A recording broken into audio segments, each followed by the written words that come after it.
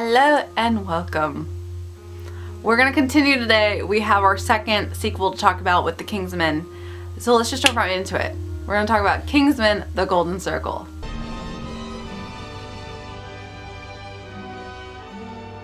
This film was released in 2017. I didn't know about these films until this film came out.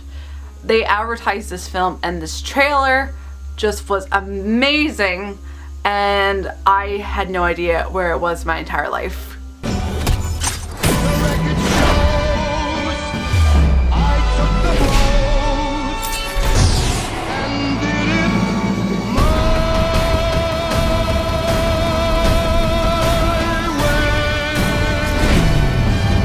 I mean, look at that.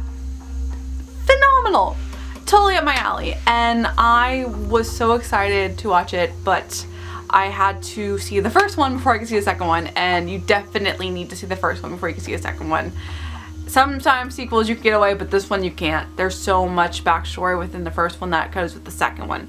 And these are owned under 20th Century Fox, but as we've been talking about all month long, 20th Century Fox is being bought up by Disney, and there's a lot of controversy going into it.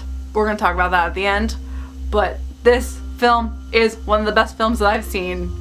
It is one of my new favorites, and I am so grateful I got to put it on my list and talk about it, because I love these series so much. We have expanded our KINGSMAN, and now we have statesmen as well. So we have a much bigger cast than what the first one was. The first one was strictly British, and it was really cool. I love England, but now we go to America. And we have Taron Egerton is back as Eggsy, we have Colin Firth back, we have Mark Strong back, as well as we have Julianne Moore, who is the craziest villain ever. Like, she is screwed up villain. This is the craziest creepy villain that you could ever see. Mr. President, my name is Poppy Adams. I believe the UN has no teeth, so I've selected you as leader of the free world to receive this communication. And I invite you to begin negotiations in the largest scale hostage situation in history. They describe her as Martha Stewart on crack. And legitly, it's a lot worse than that. She's insane.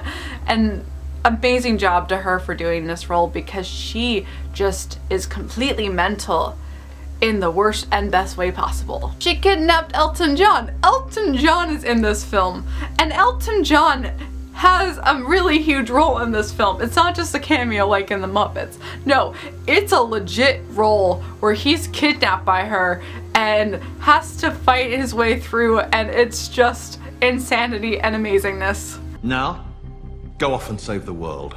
If I save the world, can I have 2 tickets to your next concert? Darling, if you save the world, you can have a backstage pass. And then we also have our statesmen, who are a Secret Service agency in America, and along that we have Halle Berry and Jeff Bridges and Channing Tatum. So amazing, amazing cast. And this movie is just so phenomenal, so terribly phenomenal. There's so much that happens. I don't want to give spoilers away because you need to go watch it, but similar sense to the first one, the issue that it deals with our villain is very fresh and modern and super relevant of what's going on with today. In this scenario, our villain, Poppy, who is Julianne Moore's character, who's crazy, is a drug lord. But she's not just a normal drug lord. She is the most successful one, and she has to hide out in the jungle because drugs are illegal. But she complains about how she wants the fame and how she wants to be on Forbes' list, and she has the secret organization as well, which is known as the Golden Circle. There's some really messed up stuff that goes down. It is a little bit disturbing, some of the things that happen.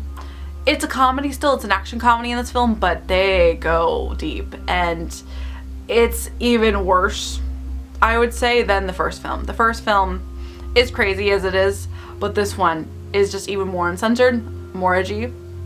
There's usage of meat grinders, which is very disturbing, and but it's used in a comedy sense, and I really do love this uncensored, edgy type of cinema. I love it. I think they do the story really well. It is very graphic, it is very violent, but it has a really great message and a really great story, and it's so refreshing. She ends up using her drugs that she sells all over the world and putting into this disease called the blue rash that everyone thinks is cool at first, but then you're gonna die a very slow and painful death.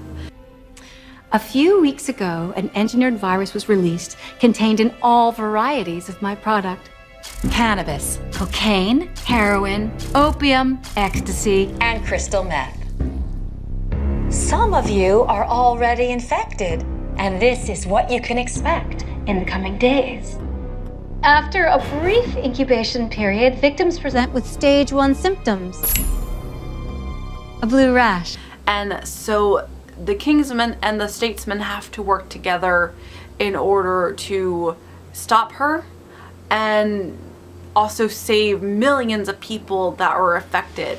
And it's really interesting because it talks about the war on drugs. The government is against drugs and how some drugs like marijuana, for example, has really amazing benefits and some people need it for medical reasons. And it just gives a really great perspective and outlook on how many people can use these for help. The commentary that it shouldn't be banned, and also how you can't judge a person because of the fact that they use drugs. And I love the messages in here. It's so good. I just really, really adore these films so much. And I'm really excited to see them as a series. And it took me a while to get to know them, but I'm really glad they are ultimate new favorites now. And these is a current franchise. We're supposed to get more films from them. Now, this is where we've been talking about this all month long. It's still a rumor, but I mentioned in a couple other films that we talked about how Disney wants to stop doing films that are against their family-friendly code with 20th Century Fox. As we saw, 20th Century Fox films are a lot more edgy, a lot more adult at times, and they're not afraid to go out and go with a bang. Disney has a little bit of fun, like even with Touchstone we talked about, with Shanghai Nights. The fact that they are saying this and the fact that they want to remove anything that's against their family-friendly ideals would eliminate these movies. And they talked about how with Alien vs. Predator, they're trying to stop production on them.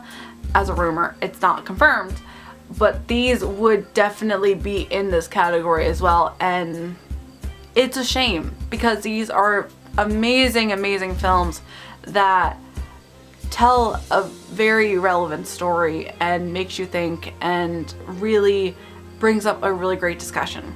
So I want to know, I want to actually hear your thoughts, what you think about everything.